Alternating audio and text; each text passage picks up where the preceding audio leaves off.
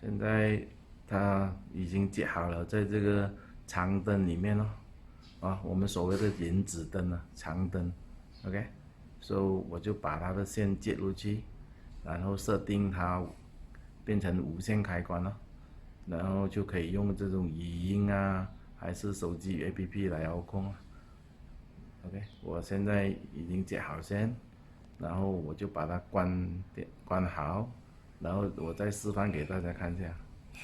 OK， 现在那个开关无线开关已经装好了，现在我们尝试一下用语音来把它开跟关。OK，so APP 也是可以把它开跟关，也可以做定时开关。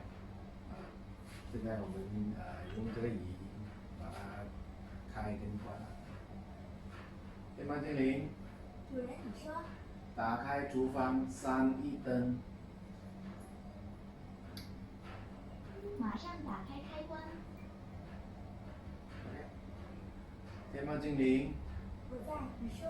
关闭厨房3E灯。马上关闭开关。天猫精灵，我在。打开厨房3、2灯。马上打开开关。